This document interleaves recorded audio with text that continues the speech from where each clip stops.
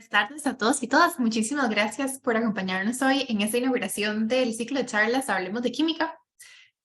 Bueno, esta es una iniciativa del Colegio de Químicos, ya que estamos conformados por aproximadamente 1000 profesionales en química, con alto conocimiento técnico y especialización, que trabajan en distintos campos laborales alrededor de todo el país. Entonces, nuestros profesionales tienen un aporte invaluable en la construcción y dirección del desarrollo de nuestro país, por lo que la Comisión de Promoción y el Colegio de Químicos decidió lanzar este ciclo de charlas llamado Hablemos de Química. Esto busca ser un espacio para divulgar el perfil profesional del químico en diferentes áreas y además el aporte científico de todos nuestros colegiados y colegiadas en el desarrollo del país y en la construcción de la sociedad. Va a constar de 11 charlas a lo largo de todo el año, una charla por mes, que tendrá una duración aproximada de 1 hora y serán todas impartidas por personas colegiadas. Entonces también es una invitación a que si alguno que está aquí escuchando esta primera charla quisiera participar, nos contacte. Hoy, para inaugurar el ciclo de charlas, vamos a tener la presentación titulada Aseguramiento de la validación de los resultados de ensayo en el laboratorio químico. Va a estar a cargo de la licenciada Andrea Solano, Sánchez Solano, perdón, quien es consultora y auditora en distintas normas. Andrea también brinda asistencia técnica en temas de validación de métodos, estimación de incertidumbres en ensayos, trazabilidad, metrología y acreditación de laboratorios, y es evaluadora líder en la norma INTECO ICE IEC 17025 del ente costarricense de acreditación. También me gustaría recordarles que al final de la charla de Andrea vamos a tener un espacio donde se puedan realizar ciertas consultas y ustedes pueden también abrir su micrófono y hacer comentarios. Entonces, un poco la intención de este espacio es que nos podamos ver, conversar como profesionales en química o otros profesionales que también pueden que nos estén acompañando en esta charla y podamos como sentirnos un poco más cerca de crear comunidad. Entonces, bueno, sin más, le cedo la palabra a Andrea. Muchas gracias por estar acá y espero que disfruten la charla. Gracias, Valeria. Solo quiero confirmar que me escuchan adecuadamente. Muy bien. Bueno, buenas tardes a todos. Bienvenidos. Muchas gracias por el espacio. Y bueno, les voy a compartir la presentación que he preparado para ustedes sobre aseguramiento de la validez de los resultados. Específicamente, bueno, pues lo que nos interesa a nosotros, ¿verdad? Que es en el área de laboratorios en química. Entonces, bueno, ¿qué vamos a estar viendo? Voy a mostrarles un poco de antecedentes, ¿verdad? De qué ha significado, qué camino ha recorrido el país y los profesionales que han estado ya hace rato trabajando en esto, cuál ha sido el trabajo de ellos para que nosotros estemos acá con este nivel que tenemos actualmente en el país. Luego, los principios básicos de las mediciones analíticas que debe tener pues todo laboratorio. Luego vamos a ver específicamente pues lo que nos pide la norma 17025, INTE ISO IEC 17025 en la versión vigente con respecto al aseguramiento de la validez de los resultados. Y bueno, luego pues ya la parte de conclusiones y como comentaba Valeria, pues ya consultas y comentarios. Muy bien, bueno, ahí les comparto una cita de Edward Deming, ¿verdad? Que es clásica y que sigue siendo muy vigente, que es: sin datos, solo eres una persona con una opinión, ¿verdad? Entonces, sin evidencia objetiva, pues no podemos discutir con una persona, ¿verdad? Cuando alguien ya nos trae, estamos en una discusión y alguien ya nos muestra datos concretos, estadísticas, entonces pues ya ahí es mucho más, su comentario es convincente, ¿verdad? Puede que nos convenza. Entonces, pues, ¿cuál es la función de un laboratorio, verdad? Específicamente, pues un laboratorio, según la norma, es un organismo que realiza, bueno, la norma 17025 lo define así, como un organismo, ya sea puede hacer ensayos, puede hacer muestreos o puede hacer calibraciones. En el caso, pues, de nosotros en el área de química, pues, estamos acostumbrados a hacer ensayos y muestreos, y ya algunos por ahí también están, pues, trabajan en lo que son calibraciones, pero realmente, pues, eso es un poco menos común. Entonces, para que nuestro laboratorio sea confiable, ¿verdad? Que tengamos buena reputación, pues tenemos que asegurarnos que damos información relevante, que esa información es confiable, es decir, que nadie nos la puede debatir, y si nos la debaten tenemos evidencia objetiva para demostrar por qué estamos dando un cierto resultado, ¿verdad? Y que tenemos y que usamos técnicas analíticas confiables, no solo a nivel de técnicas analíticas del ensayo como tal, sino también a nivel de estadística. Entonces, bueno, resulta que desde 1993 ya Costa Rica emitía un decreto ejecutivo, ya eso está bastante viejillo y digamos que hasta casi que no vigente, ¿verdad? Pero ya desde 1993 eso era para demostrarles pues que ya el país se estaba preocupando por velar porque los laboratorios funcionáramos de la mejor forma posible, ¿verdad? Es como un resumen de buenas prácticas de laboratorios, como un antecedente a la guía 17.020, bueno, la guía 25 que se llamaba antes, ¿verdad? Y entonces ya Costa Rica desde ese entonces emitió ese decreto. Posteriormente, en 1995, se conforma la Organización Mundial del Comercio, ¿verdad? Y ahí es donde surge pues todo este tema de la acreditación y el evitar obstáculos al comercio, ¿verdad? Para facilitar el comercio entre los diferentes países, pues se insta, ¿verdad? A que si yo en Costa Rica pues hago pruebas de calidad, pues que sean aceptadas en cualquier otro país, ¿verdad? Siempre y cuando esas pruebas pues sean las mismas, ¿verdad? O sea, haya una homologación, y ahí es donde entra todo el tema de las normas, ¿verdad? De qué normas vamos a utilizar, nos empezamos a normalizarnos, ¿verdad? Y ahí es donde entra también pues todo el tema de los métodos normalizados, y bueno, el Instituto de Normas, la ISO, pues también ya ellos tenían normas, ¿verdad? Son de acatamiento voluntario, pero ya se insta a utilizar este tipo de normas justamente para evitar los obstáculos al comercio. Y bueno, pues también se recomiendan otras normas que son pues bien reconocidas en nuestro campo, ¿verdad? Como el Códex, como el estándar métodos y demás. Específicamente la norma INTE ISO IEC 17025, pues es una norma general que aplica para todo tipo de laboratorios.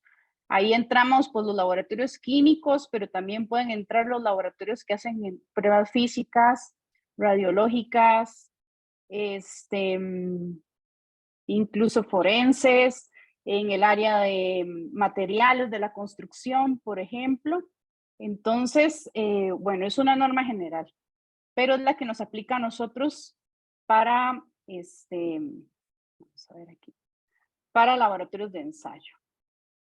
Entonces, bueno, entrando ya rápidamente a lo que un laboratorio debe de tener, pues ya la Unión Europea, perdón, el Reino Unido había establecido pues como unos principios básicos que todo laboratorio debe considerar, que los voy a compartir. Son 6, ¿verdad? Y entonces, vamos a ver.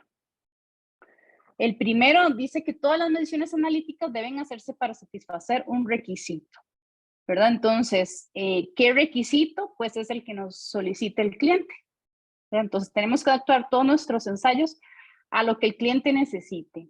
Las mediciones analíticas deben hacerse con métodos y equipos que han sido probados para asegurar que son adecuados para el propósito. Entonces, acá esto es lo que nos quiero decir, es que tenemos que utilizar métodos validados y o verificados, y que los equipos de medición deben de ser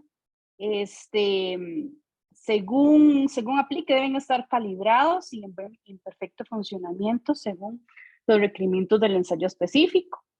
El principio 3 habla también de que el personal que realiza las mediciones debe ser calificado y competente para realizar la tarea. Y aquí esto, en este principio 3, pues es el corazón de la norma 17.025, ¿verdad? Nosotros al cumplir con la norma 17.025, lo que estamos diciendo es que somos competentes, es decir, que sabemos hacer las cosas, que el personal que está ahí está en constante capacitación, en constante entrenamiento, que no solamente está siguiendo una receta de cocina, sino que entiende qué pasa en caso de algún problema o de alguna situación.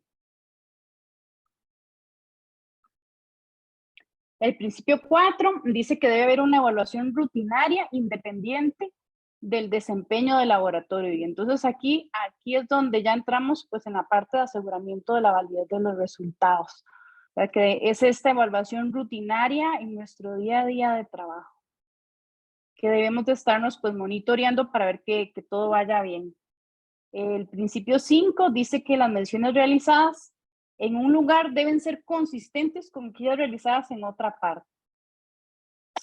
Entonces esto tiene que ver pues con una prueba de las más fuertes que puede hacer un laboratorio de ensayos, que es participar en lo que llamamos ensayos de aptitud. Entonces, nos mandan una muestra que ha sido preparada, que ha sido homogenizada y tiene un valor asignado y considerado como verdadero, pero el laboratorio lo desconoce. Entonces ponemos a funcionar nuestros equipos, nuestro personal, nuestro método y reportamos un resultado. Y ahí pues nos van a evaluar nuestro desempeño, a ver qué tal nos estamos, qué tal es nuestro resultado y nos estamos comparando con otros laboratorios. Pero entonces justamente pues es esa búsqueda de que seamos consistentes, de que cualquier laboratorio que hace un ensayo, no sé, de plaguicidas, pues que esos datos sean comparables con un laboratorio en cualquier otra parte del mundo. Y bueno, y por último, el principio 6 es que los laboratorios deben de tener procedimientos bien definidos de control y aseguramiento de la calidad. Entonces, bueno, eso era como un marco previo con respecto al aseguramiento de la validez de los resultados. Pero específicamente, pues, ¿qué nos pide la norma 17.025 en este tema? Entonces, pues buscando la norma específicamente en el numeral 77 es donde se habla de aseguramiento de la validez de los resultados. Y entonces lo primero que nos solicita la norma es que debemos contar con un procedimiento. Dice que el laboratorio debe contar con un procedimiento para hacer el seguimiento de la validez de los resultados. Entonces, en ese procedimiento tenemos que definir, bueno, ¿a qué le vamos a dar seguimiento, verdad? ¿Quién hace ese seguimiento? ¿Dónde se hace el seguimiento? ¿Cuándo se hace? ¿Cuál es el tratamiento estadístico que hay que darle a ese seguimiento? ¿Y cuál es el criterio de aceptación del seguimiento? Entonces, bueno, por lo general, los laboratorios utilizamos métodos normalizados y los entes normalizadores publican pues ya parámetros de desempeño que debe cumplir el laboratorio. Entonces, no hay mucho a dónde ir, sino que es compararnos contra esos valores que ya nos dan los emisores del método normalizado. Y si estamos utilizando pues un método desarrollado por nosotros, pues tenemos que ajustarnos a lo que el cliente de nuestro laboratorio está requiriendo. Entonces, bueno, acá es el mismo numeral, solamente que le voy agregando párrafos porque ese numeral 771 toca varios temas. Entonces, el primero que ya vimos es contar con un procedimiento de aseguramiento de la validez de los resultados. Eso es básico. Después dice que los datos resultantes se deben registrar de manera que las tendencias sean detectables. Y cuando sea posible, se deben aplicar técnicas estadísticas para la revisión de estos resultados. Entonces, acá lo que nos están diciendo es que necesitamos crear gráficos control, o bueno, otra gente les llama cartas control, ¿verdad? Y estas cartas se tienen que hacer en el momento en que estamos haciendo los ensayos, ¿verdad? Generalmente los controles se meten justo antes de empezar a hacer los ensayos, entonces tener a mano estas cartas control, ingresarlos para poder ver si el control está dando bien, ok, podemos proseguir con el análisis de ensayo, y si no es así, pues tomar las medidas y acciones pertinentes, ¿verdad? No es válido, por ejemplo, que yo lea el control hoy, ¿verdad? Hoy estamos miércoles, y que el lunes de la próxima semana yo venga y, voy a meter en el Excel todos los controles, ¿verdad? El control del miércoles, el de hace 2 semanas, el de hace 3 semanas, para ver qué tal vieron. Eso es bueno, desde el punto de vista de 17.025 sería una no conformidad. ¿Por qué? Porque entonces yo analice qué tal si el día lunes un control no me pasa. Todas las muestras que analicé tendría que repetirlas. Entonces sería tiempo perdido, material perdido y demás. Entonces, bueno, ¿qué información nos brindan los gráficos control, verdad? Entonces, bueno, los gráficos control los podemos utilizar para monitorear, por ejemplo, la temperatura de la refrigeradora donde estamos manteniendo las muestras. La estufa que estamos utilizando para sacar la muestra en caso de que el proceso nos solicite una tolerancia a temperatura, de una incubadora. Los gráficos control también sirven para ver el desempeño de controles de calidad o de materiales de referencia que nosotros ingresemos previo al análisis o durante la lectura de muestras, ¿verdad? Entonces, estos gráficos control nos reflejan, ¿verdad?, la estabilidad del proceso. Hay métodos que son muy robustos y hay otros que son así como que con cualquier cosita se ven afectados. Hay que identificar bien cuáles son esas variables que afectan nuestro proceso, y justamente esa es la información que nos brindan los gráficos control. Por otro lado, bueno, asumimos en un gráfico control que tenemos una distribución normal de los resultados. ¿Qué tan frecuente es la recolección de estos datos? Bueno, es responsabilidad del laboratorio, pero incluso muchas veces, por ejemplo, el estándar método nos dice cada cuánto tiempo es que hay que meter controles mínimos, ¿verdad? Normalmente se deben meter controles duplicados en cada lote, o al menos cada 20 muestras. Y bueno, pues estos gráficos nos permiten aceptar o rechazar el proceder a ensayar, o el aceptar o no un lote con resultados. Y lo que les decía, pues que se deben de visualizar en el momento en que se hace. Bueno, pues este mismo numeral, el 771, ya nos pide un procedimiento, ya nos pide que necesitamos ver esos resultados de forma tal que podamos ver tendencias para tomar decisiones, y también nos solicita que este seguimiento se debe planificar y revisar. Entonces, tenemos que elaborar un plan de aseguramiento de la validez de los resultados. Entonces, vamos a establecer pues en una columna todas las actividades de aseguramiento de la validez de los resultados y cuándo es que vamos a hacerlas, ¿verdad? Incluso quién es el responsable de lograr que esa actividad se lleve a cabo, ¿verdad?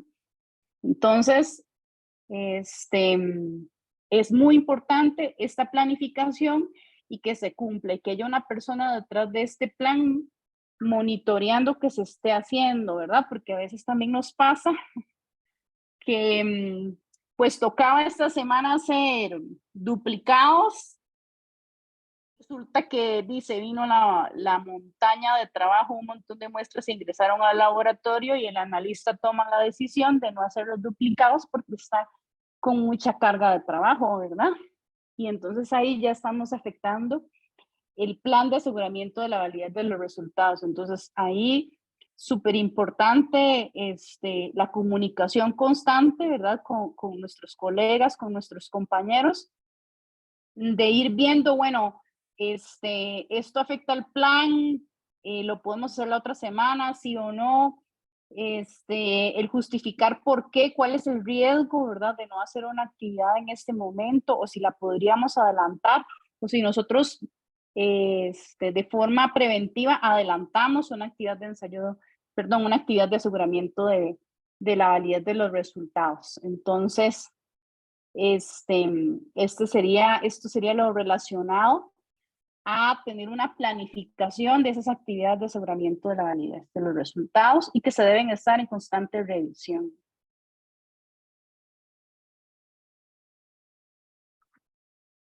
Entonces, acá ya les puse todo el numeral completo, ¿verdad? Que dice así: el laboratorio debe contar con un procedimiento para hacer el seguimiento de la validez. Los datos se deben registrar de forma tal que podamos ver tendencias, entonces ahí utilizamos los gráficos control. Y se debe de dar un seguimiento planificado. Entonces ahí necesitamos el plan de aseguramiento de la validez de los resultados. Y por último dice que este seguimiento bueno, se debe planificar y revisar, ¿verdad? Y que debe de incluir, ¿verdad?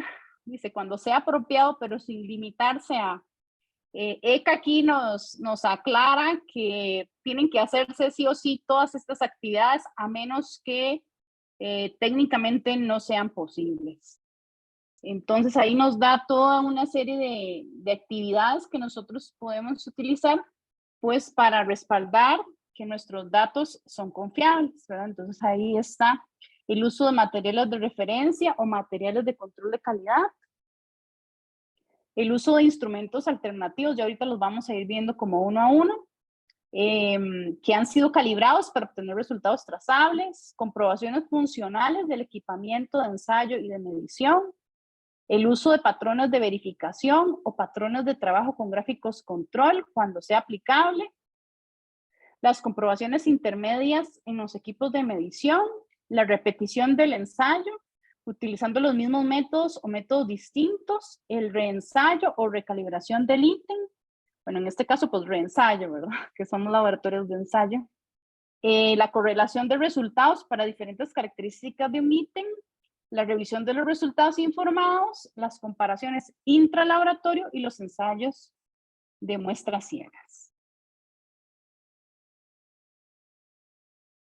Entonces, bueno, la primera es el uso de materiales de referencia. Entonces, bueno, hay toda una familia de materiales de referencia. En primer lugar están los materiales de referencia certificados. Esos materiales nos brindan trazabilidad a las mediciones que estamos realizando y son preparados, pues no por cualquiera, ¿verdad? Sino que son preparados por organismos que trabajan con una norma que les aplica, que es la ISO 17040, perdón, la ISO 17034. Entonces, ellos tienen que asegurar que este material pues es homogéneo, es estable, tiene un valor asignado, ellos declaran una incertidumbre. Entonces, estos materiales, como se podrán imaginar, pues tienen su costo, ¿verdad? Pero son sumamente valiosos e importantes cuando estamos trabajando pues con efectos de acreditación y también de brindar veracidad y trazabilidad de nuestras mediciones. Luego tenemos los materiales de referencia secundarios o materiales de referencia de trabajo, ¿verdad? Que son patrones también, cuyo valor son comparados con los materiales de referencia certificados. Entonces, es un material pues ya de un menor costo, pero que igual sigue siendo válido siempre y cuando lo podamos comparar con material de referencia certificado y lo podemos utilizar pues de forma rutinaria, pues porque puede tener un mayor consumo, ¿no? Y luego tenemos los materiales control, que son materiales líquidos, oleofilizados, que pueden ser de origen humano, animal o químico, que se usan para monitorear la calidad y la consistencia del proceso analítico, ¿verdad? Entonces acá pueden entrar pues muestras que ya hemos analizado y que conocemos muy bien, que no se han degradado, ¿verdad? Podrían ser también convertirse en materiales de control en nuestra rutina. Y también pues tenemos las disoluciones, que también son disoluciones estándar que preparamos de forma independiente, pues a partir de materiales puros. Y ahí, por ejemplo, también algunos métodos nos solicitan que si construimos por ejemplo, una curva de calibración, ¿verdad? Con un material de un lote, y vamos a hacer también una disolución estándar, que ese lote sea de un lote distinto al lote usado para la curva de calibración. Entonces, bueno, eso con respecto al uso de materiales de referencia. Entonces, es una actividad que hay que hacer en el plan, ¿verdad? Uso de materiales de referencia. Hay algunos métodos que son complicados y no se logran conseguir. Entonces, bueno, hay otras técnicas o actividades, pero lo primero que un ente de acreditación va a revisar es que tengamos materiales de referencia certificados. Y si no los tenemos, que demostremos que los buscamos y que no hay disponibles en el mercado. Entonces, bueno, ahí está un ejemplo de un certificado, valga la redundancia, de un documento, de un material de referencia. En este caso, bueno, ahí viene cómo se llama, el lote, en dónde está, en este caso, pues en qué medio está disuelto, trae una fecha de vencimiento. Ahí en el número 2 pueden observar los símbolos del ente acreditador. En este caso, pues es un ente de acreditación en Estados Unidos, que es ANAC, y que a su vez, pues tiene reconocimiento internacional por ILAC, al igual que lo tiene el ECA, ¿verdad? Entonces, ya ahí eso nos da el reconocimiento internacional y confiabilidad de que podemos utilizar este material. Vienen todas las características pues de esta ampolla, esta mezcla de analitos, y por ahí les marqué la incertidumbre que se está reportando para cada uno de los analitos que vienen contenidos en esa ampolla. Entonces, si se dan cuenta, sí que tiene una información característica, los materiales de referencia certificados. Bueno, otras actividades de aseguramiento de la validez de los resultados que podemos utilizar es el uso de instrumentos alternativos. Esta actividad, pues, yo la veo poco común, pero es si nosotros tuviéramos diferentes instrumentos o varios instrumentos que miden una misma magnitud, entonces, pues comparamos, ¿verdad? Hoy utilizo el pHímetro A y mañana, y luego mido la muestra con un pHímetro B y correlaciono los resultados que me están brindando esos instrumentos para evaluarlos, saber cómo se están comportando. Esos instrumentos deben estar calibrados. Luego están las comprobaciones funcionales del equipamiento, ¿verdad? Que muchos me dicen, Andrea, pero eso qué, ¿verdad? Es pues que funciona el equipo, que encienda, que haga lo que tenga que hacer, y muchos de ellos pues también tienen de fábrica ya como seteos, ¿verdad?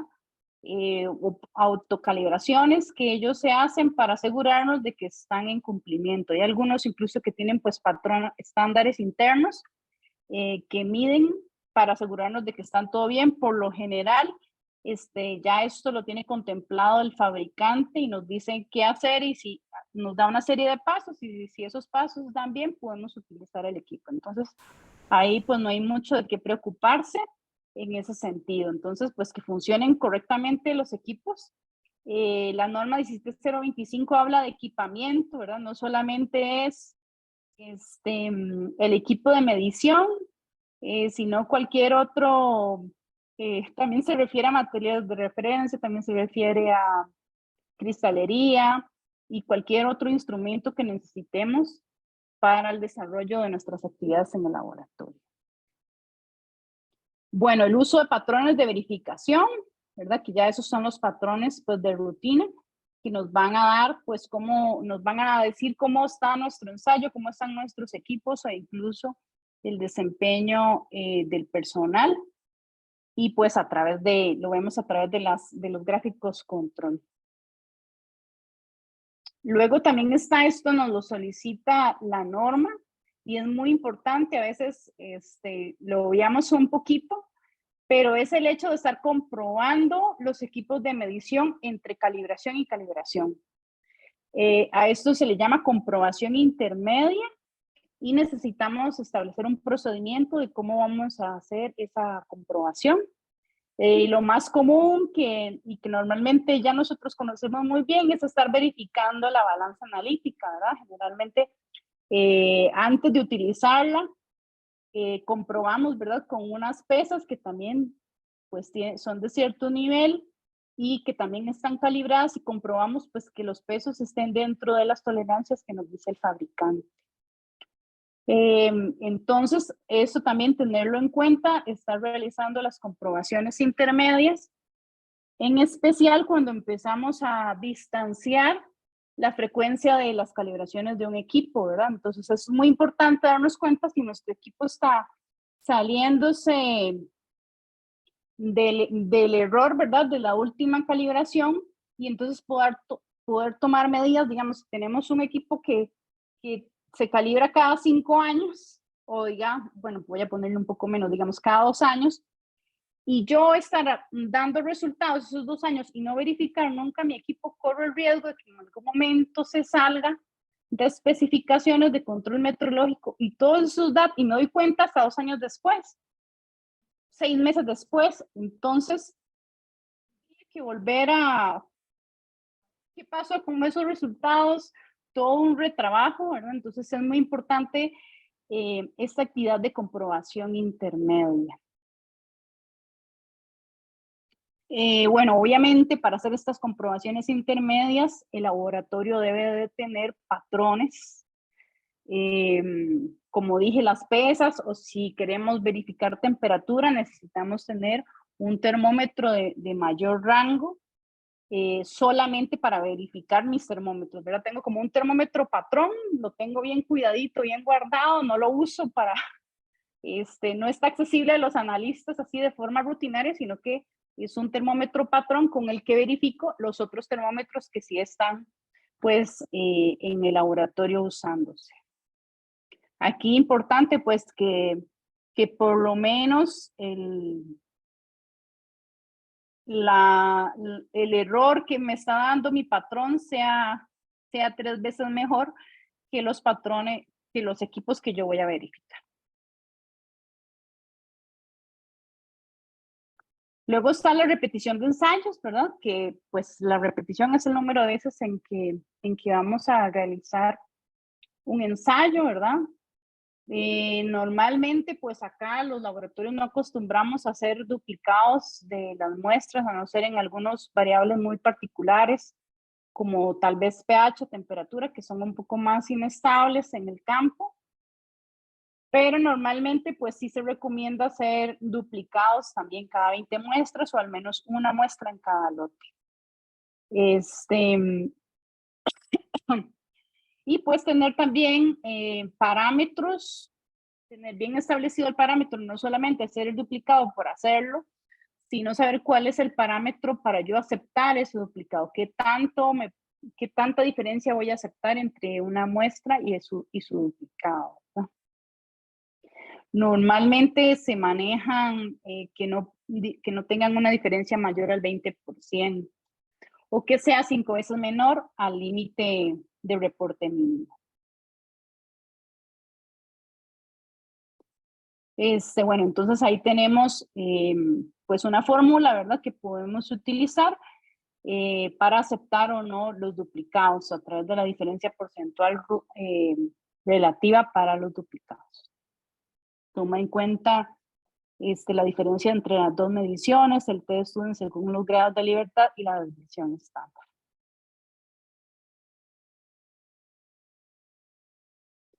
Luego está la actividad del reensayo, ¿verdad? Los duplicados nosotros los hacemos en el momento, ¿verdad? Nos dicen, bueno, no sé, tengo 20 muestras y el director del laboratorio me dice, Andrea, la muestra 583 la tienes que hacer por duplicado. Ok, esa es la actividad, pero la El reensayo es que según la estabilidad de la muestra que nosotros estemos usando, yo la puedo conservar y tiempo después analizarla. Entonces eso es lo que se le llama reensayo de una muestra, ¿verdad? Entonces, pues tiene que estar muy bien establecido pues el procedimiento de cómo se conservan las muestras, cómo se deben de almacenar, cuál es el tiempo de vida útil, ¿verdad? Que podemos, en donde podemos reensayarla y que sus resultados son confiables, que podemos compararla con la muestra que se analizó tiempo antes. Pues habrá que también supervisar qué tanto afecta, ahora si es una muestra que vamos a congelar. Entonces, ¿cuánta congelación y descongelación aguanta? ¿Cuánto tiempo puede estar ahí o si es una muestra seca, ¿verdad? Y pues obviamente pues manejar ahí muy bien todo el control de inventarios y también evitar contaminaciones cruzadas pues con muestras no analizadas cuando manejamos contramuestras. Por lo general pues se deben de manejar aparte.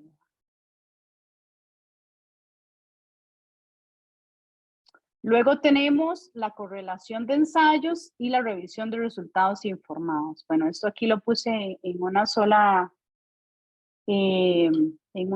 página porque están relacionados. La revisión de resultados informados, todos me dicen, di Andrea, pero cuando emitimos un informe, siempre lo revisan dos personas, ¿verdad? La persona que realiza el análisis podría ser, y la persona, digamos, que autoriza el informe de resultados, ¿verdad? Y eso debe ser así y debe de continuar de esa forma.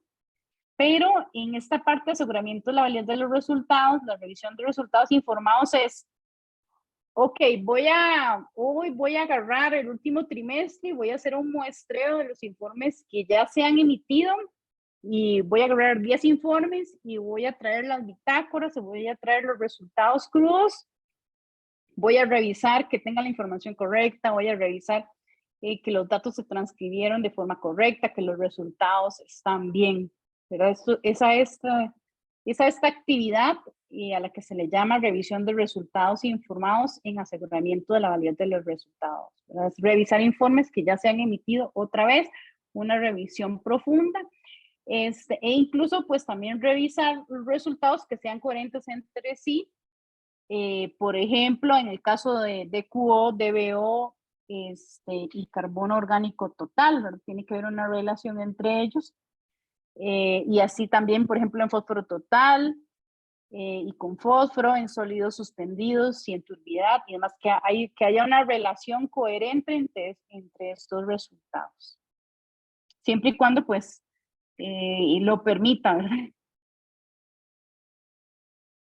Muy bien, otra de las actividades que la norma nos solicita es las comparaciones intralaboratorio, es decir, las comparaciones que vamos a hacer a lo interno de nuestro laboratorio y nos sirve pues para evaluar el desempeño de los analistas, el desempeño de los equipos que tenemos y pues funciona muy bien también para matar varios pájaros de un solo cuando tenemos una persona nueva y necesitamos incorporarla en la validación o en la verificación, ¿verdad? Entonces ahí podemos hacer pruebas de repetibilidad intermedia para evaluar su desempeño. Pues estas son actividades de comparaciones intralaboratorio. También podemos meter en la rutina muestras ciegas. Y aquí también quiero hacer una aclaración, ¿qué es lo que significa una muestra ciega? Una muestra ciega, nadie sabe, nadie sabe qué es una muestra ciega, a excepción del director de la persona o de la persona responsable de esto, ¿verdad? O sea, realmente tiene que parecer una muestra más que llegó al laboratorio, pues justamente para que el personal no se sesgue, ¿verdad? A veces es un poco difícil con las muestras de ensayos de aptitud, que también deberían ser muestras ciegas siempre, ¿verdad? Pero esas muestras ciegas puede ser pues una muestra que yo vuelva un reensayo, ¿verdad?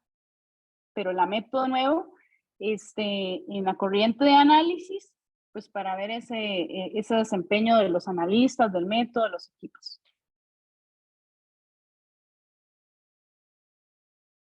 Bueno, aquí pues ahí también les pongo una fórmula, ¿verdad? Para también es un criterio para aceptar o rechazar el resultado de una muestra ciega. Por otro lado, también en el numeral 772, ya este es otro numeral de la norma, dice que hay que hacer un seguimiento del desempeño del laboratorio mediante la comparación con resultados de otros laboratorios. Este es otro numeral, ya no es 771, sino es 772.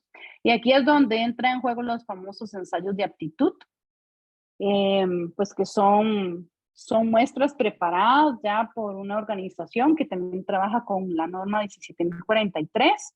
En el caso de los laboratorios acreditados, deben de buscar proveedores que estén acreditados con esta 17043. Hay una base de datos que se llama EPTIS y ahí se encuentran pues todo tipo de ensayos de aptitud y ahí también uno puede filtrar pues por proveedores que estén acreditados.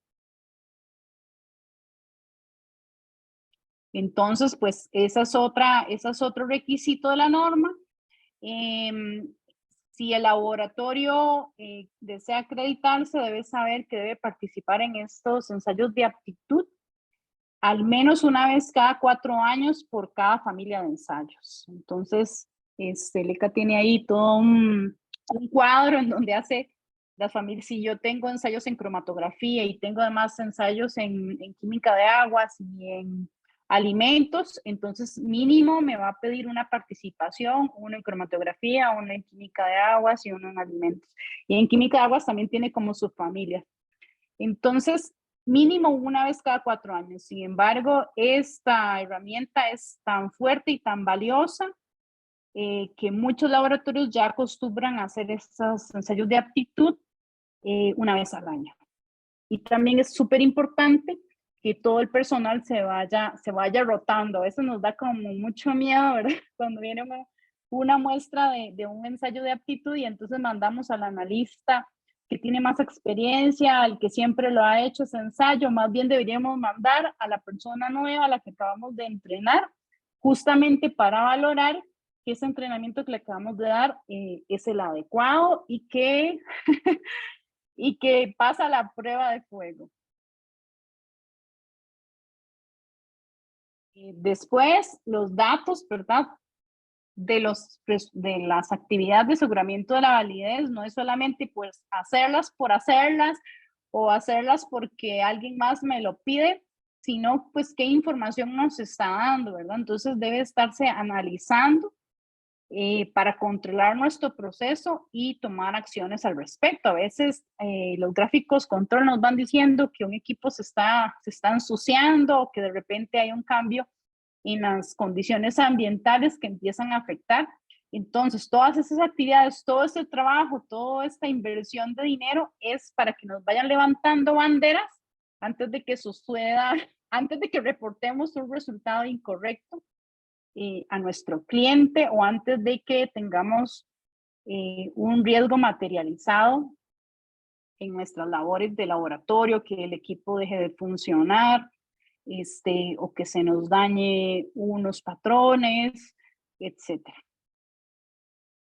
Entonces, si tenemos problemas, pues hay que buscar el procedimiento de trabajos no conformes o de acciones correctivas, y si nuestro laboratorio todavía no tiene eso implementado, pues bueno, hacer toda una investigación y luego de repente podríamos hacer otra charla sobre el tratamiento, pues de las no conformidades, de los trabajos no conformes que vayamos teniendo en el laboratorio, ¿verdad? Pero si tenemos un patrón que no nos da, si tenemos una muestra ciega que no dio, ¿verdad? Entonces, el laboratorio debe registrarlo como un trabajo no conforme, debe de reportar. A muchas veces el analista es el que lo logra identificar, pero debe de comunicarlo pues al responsable técnico del laboratorio, convocar a una reunión, hacer como una lluvia de ideas de ver cuáles son los posibles fuentes de error, cuáles son lo que puede estar sucediendo,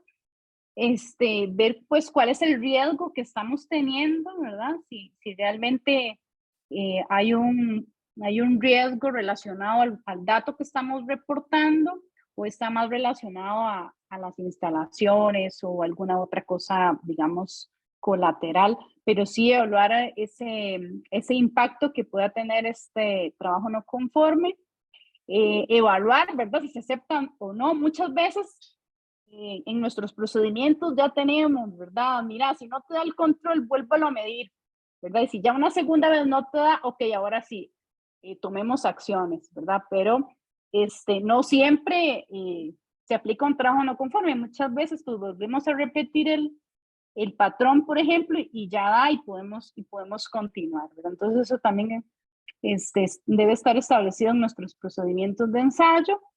Y bueno, y en caso necesario de que ya no pudimos contener y reportamos a nuestro cliente, pues notificar al cliente, ¿verdad? Pedir las disculpas del caso, que el laboratorio está tomando acciones y emitir una nueva versión del informe de resultados. Y pues tiene que haber una persona encargada de todo este proceso, que dé el visto bueno, ¿verdad? La bandera verde de que ya se puede volver a trabajar, que ya el problema se ha solucionado. Entonces, bueno, como conclusión, ¿verdad? De todo esto del aseguramiento de la validez de los resultados, es un gran trabajo. Yo acá traté de ser así como un resumen. Se dice sencillo, pero es mucho, mucho trabajo. Y más porque pues en el laboratorio pues no sobran minutos, ¿verdad? Entonces hay que hacer un espacio y crear conciencia de la importancia de estas actividades para defender el buen nombre del laboratorio, para estar muy confiados de los resultados que estamos dando, ¿verdad?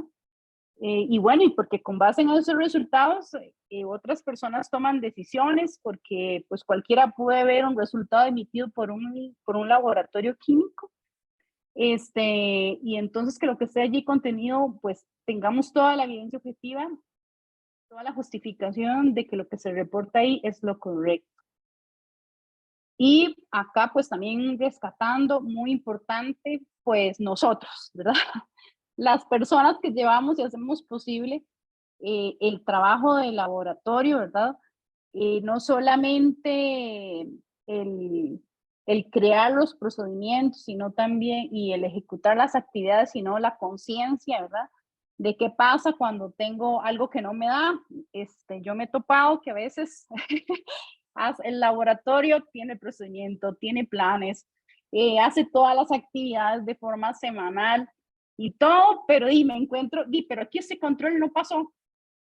No le dije al jefe, ¿verdad? Y ya pasaron 15 días, ya pasó un mes, ¿verdad? Darle la seriedad de lo que significa pues todo este trabajo, ¿verdad? Porque si no es como echarlo a la basura. Entonces, somos lo más importante, el personal capacitado para lograr pues el objetivo de tener un laboratorio con resultados confiables. Entonces, bueno, en este momento, a mis compañeras, Valeria, sí, le doy la palabra para, pues, entraríamos en la fase de consultas o comentarios. Muchas gracias, Andrea, por la presentación. Sí, en este momento es un momento abierto para que todas las personas que estén aquí puedan comentar si gustan o si tienen alguna consulta. Entonces pueden ya sea abrir su micrófono y hacer la pregunta, la pueden escribir por el chat o levantar la mano para darles la palabra. Entonces es un espacio abierto. Por aquí sí había una en el chat de Mario Cordero que él pregunta que se realizan ensayos de aptitud organizados por laboratorios o instituciones locales. Sí, no se les llama ensayos de aptitud, se les llama pruebas interlaboratoriales, que también es una actividad que debe de hacerse en caso de que no se encuentren ensayos de aptitud. Y pues no requiere tanta formalidad, es simplemente los laboratorios nos ponemos de acuerdo para analizar una muestra, sí que establecemos como un mini protocolo de estadística de comparación, pero es mucho, mucho más sencillo. Ok, muchas gracias. Entonces no sé si alguien más tiene alguna consulta, algún comentario que guste realizar.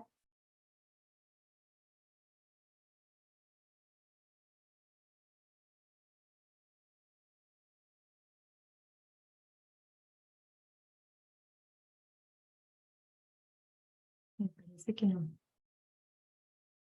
Tal vez si alguno que esté presente, si ha participado en ensayos de aptitud.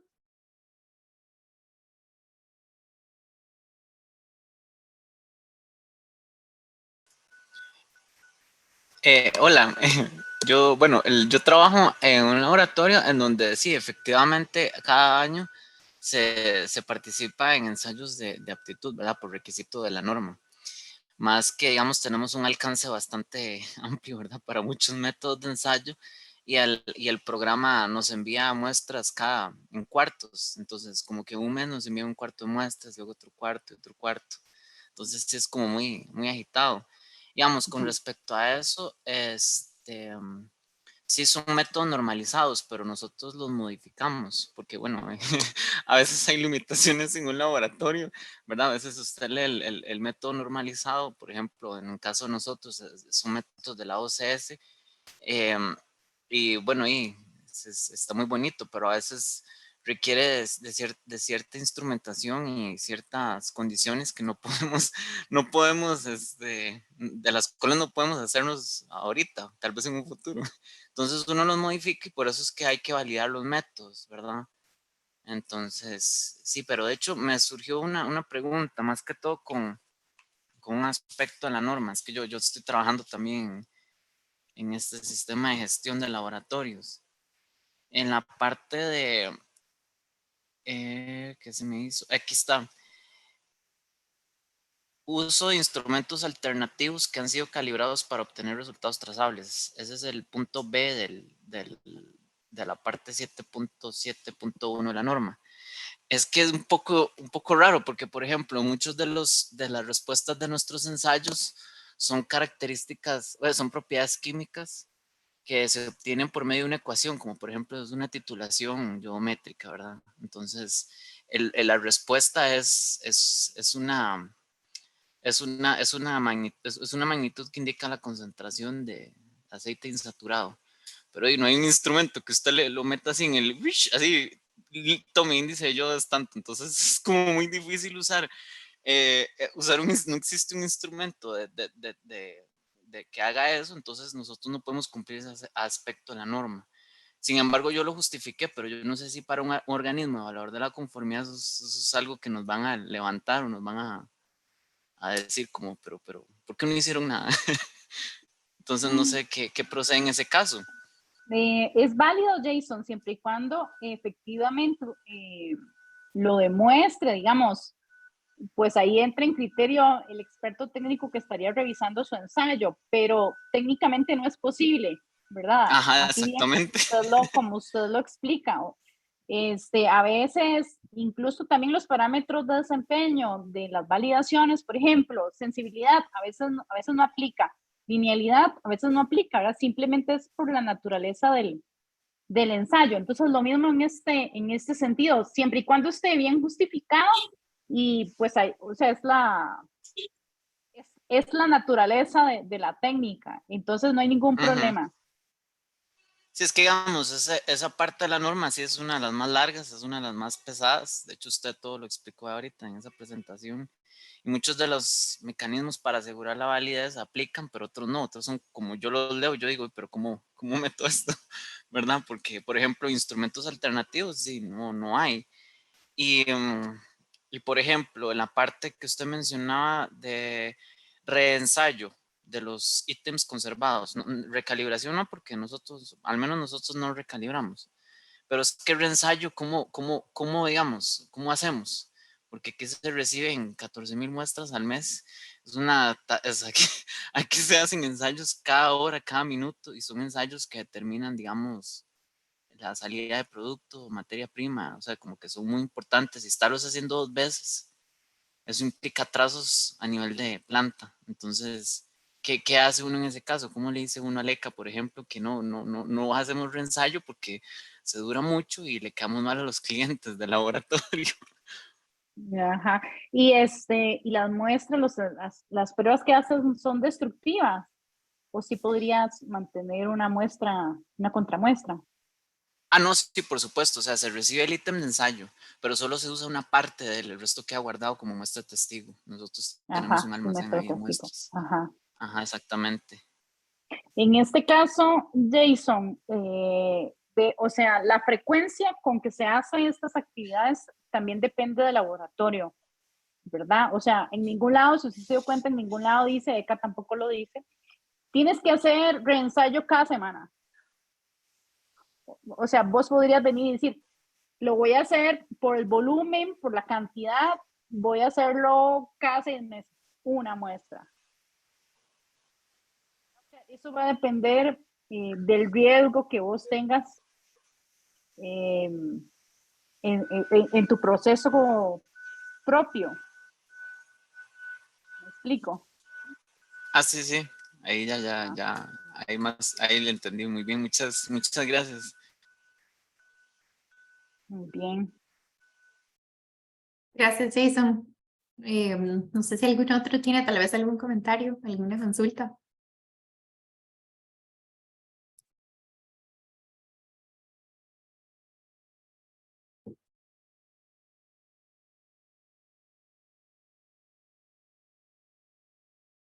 Bueno, me parece que no.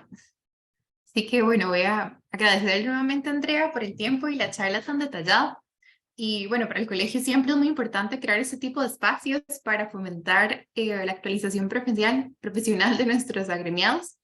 Y me gustaría también compartirles que la próxima charla de Hablemos de Química se va a realizar el miércoles 22 de marzo y va a ser acerca de economía circular con énfasis en recuperación de residuos por Ariel Alfaro, perdón. Y recordarles, como les decía al inicio, que en realidad este es un espacio de ustedes. Entonces, si alguno quisiera presentar alguna temática en este espacio, se pueden contactar con nosotros aquí en el colegio. Y nuevamente, muchas gracias por participar el día de hoy.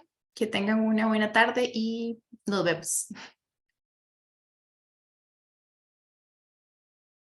Un placer estar con ustedes. Muchas gracias. Gracias, hasta luego. Gracias. Muchas gracias. Gracias. Adiós. Gracias. Gracias.